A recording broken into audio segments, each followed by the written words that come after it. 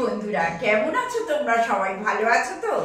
Lifestyle with টিঙ্কুর পক্ষ থেকে সবাইকে ওয়েলকাম করছি।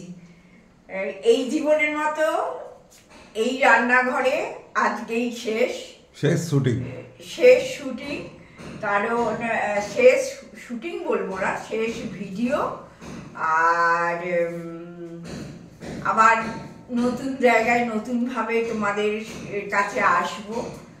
তবে আজকে তো আমার রান্না বান্নার খুব একটা চাপ নেই, কারণ আমার বন্ধু সব খাবার দাবার পাঠিয়ে দেবে, আগেই বলেছি তোমাদের। তার শেষ মুহূর্তে যেই সব প্রিপারেশনগুলো করার, যেই সব নিজের শখের কিছু জিনিস তো আছেই, যেগুলো নিয়ে আমি ফেলে যাব না, সেইগুলোকে তোড়জোড় করছি। এক্ষুনি 10-12 জন লোক এসে সারা বাড়িটা অধিকার করে নেবে, পুরো একদম আমাদের আর কোনো স্থান নেই, শুধু দেখিয়ে দেওয়া ছাড়া যে এইটা যাবে, ওটা যাবে, এইটা যাবে, এই পর্যন্ত।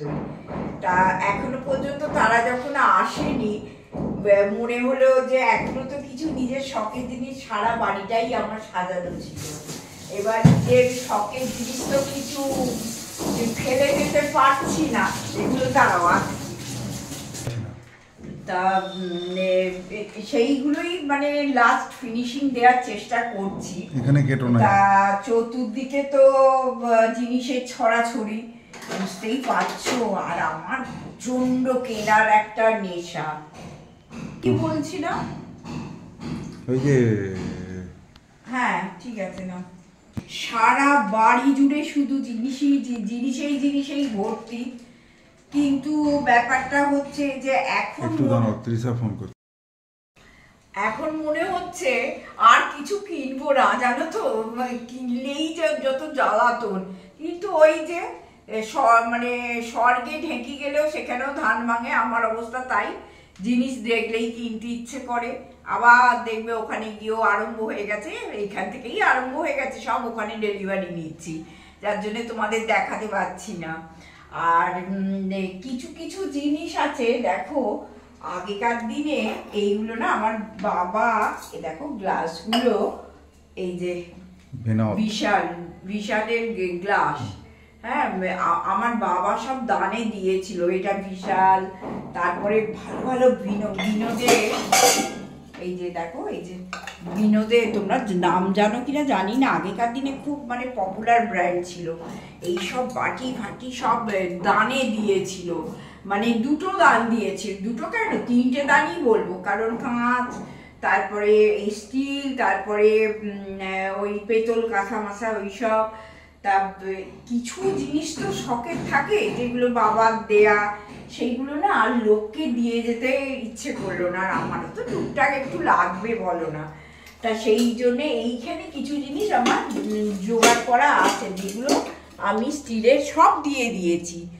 যে ট্রাঙ্ক ভর্তি যে স্টিলের জিনিস ছিল, ম্যাক্সিমাম আমি আমার বন্ধুকে দিয়ে দিয়েছি।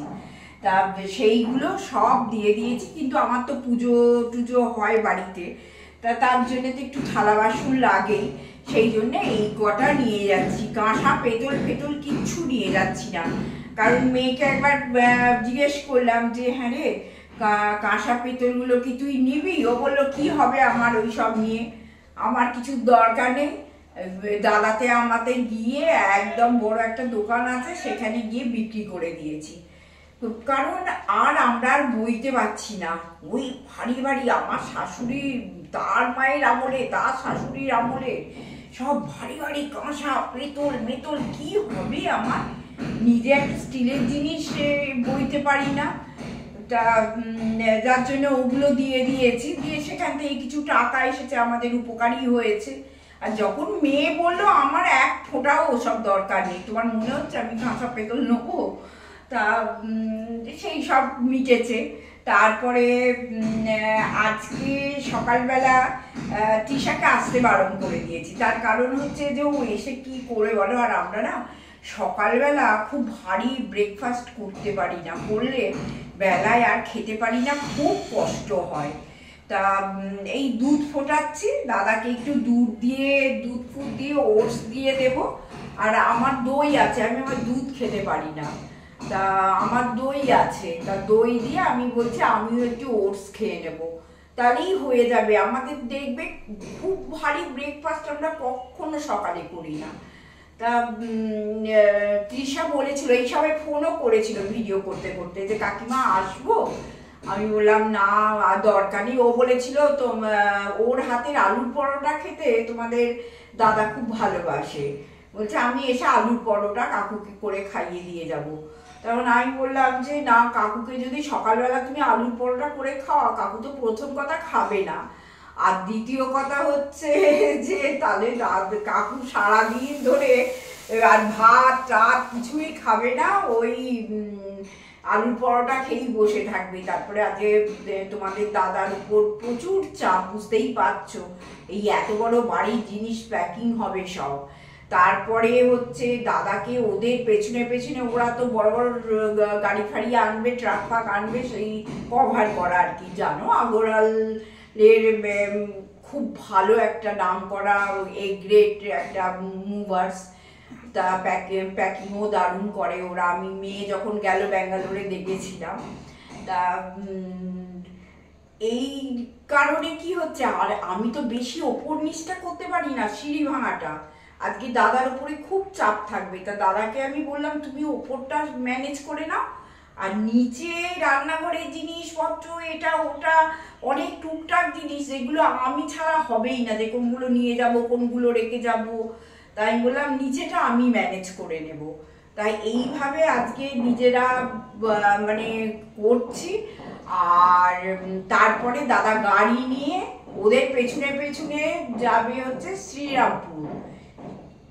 বাড়ির অবস্থা এই সব প্যাকার্স মুভার্স থেকে লোক এসে গেছে, এই চতুর্দিকে সব জিনিসপত্র, বিশাল একটা টাঙ্ক এসেছে এখানে দেখছি।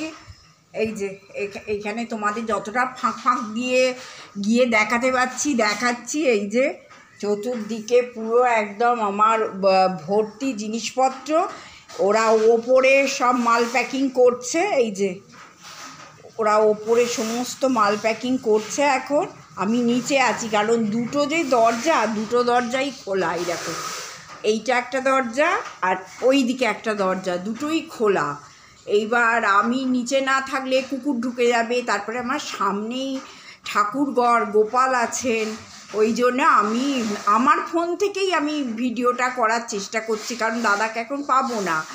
আর হয়তো একটু পিকচার কোয়ালিটি খারাপ হবে, তোমরা প্লিজ একটু মেনে নিও আমার ফোনের। আমি বারবার বলি না, পিকচার কোয়ালিটি খুব ভালো নয়, তা একটু আজকের দিনটা মেনে নিও, খুব সমস্যার মধ্যে আছি।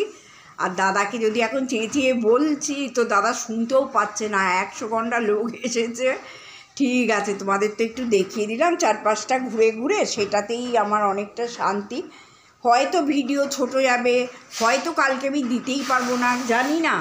এরা যত তাড়াতাড়ি আমার প্যাকিং করে অ্যালকমে পৌঁছে দেবে, আমি আবার দাদাকে গাড়ি নিয়ে যেতে হবে। এবার দাদা ফিরলে তারপরে, এবার 8টা হয়ে গেলে কি হয়, হাইওয়ে দিয়ে যায় তো, এবার লরি ছেড়ে দেয়। এইবার লরিটা ছেড়ে দিলে কি হয়, প্রচণ্ড জ্যাম হয়, প্রচণ্ড হাইওয়ের ওপর জ্যাম হয়। এবার বুঝতেই পারছো আমি একা থাকবো বাড়িতে, একটু চাপ তো আছেই। আর আমার তো শরীরটা খুব একটা মানে ভালো না, মানে ওই আর কি করি, সেটাই হচ্ছে কথা, যতটুকু পারি করি। তা তোমাদের সঙ্গে শেয়ার করে দিলাম যে আমার বাড়ির এই এখন অবস্থা।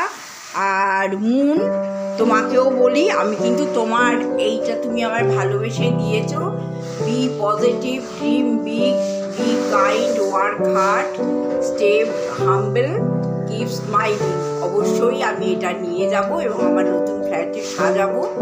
হ্যাঁ, চলো টাটা। যাবে তো, তো কাগজ হয়ে গেছে, পারমিশন হয়ে গেছে।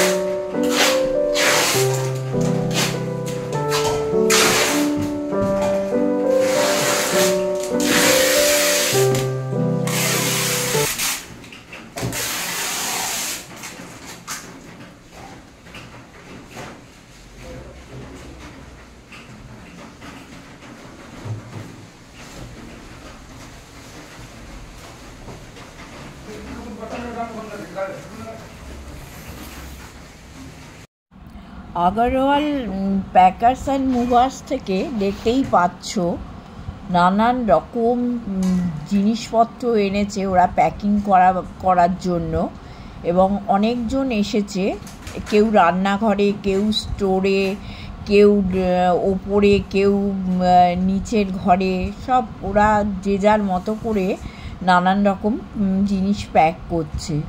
চোখের সামনে দেখতে পাচ্ছি যে আমার এতদিনে সাজানো গোছানো একটা সুন্দর সংসার আস্তে আস্তে কেমন ধ্বংসে পরিণত হয়েছে। একদম চোখের সামনে দাঁড়িয়ে দাঁড়িয়ে দেখছি প্রত্যেকটা জিনিস নিজের হাতে করে গুছিয়ে সাজিয়ে। তোমরা যারা পুরনো আমার ফ্যামিলি মেম্বার্স তারা জানো যে আমি কি পরিমাণে খাটতাম এই সংসারটাকে সুন্দর করে পরিপাটি করে গোছাবার জন্য। আর দেখো ঠাকুরঘরটাও তোমাদের দেখিয়ে দিলাম, ঠাকুরঘরটাও খুব তোলপাড় অবস্থা, ওদের সিংহাসনটা ওরা নিয়ে প্যাকিং করে দিয়েছে। আর একটা পাথরের একটা জায়গা আছে যেখানে আমার গোপাল সোনার শোন, সেই জায়গাটাতে দাদা সব ঠাকুরদের বসিয়ে রেখেছে। এইবার ওপরে চলে এলাম।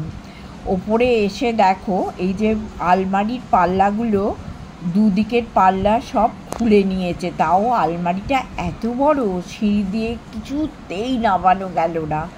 এতগুলো ছেলে তারা হিমশিম খেয়ে গেল, আলমারিটা কিছুতেই সিঁড়ি দিয়ে নামানো গেল না, যেটা আমার পিঙ্ক কালারের যে আলমারিটা এত বড়।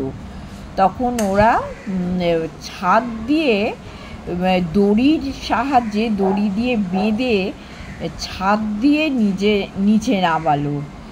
আর কিন্তু একটাই দুঃখের ব্যাপার হচ্ছে সব কিছু হলো, প্যাকিং হলো, সব কিছু হলো, কিন্তু প্রকৃতি বাদ সাধলো।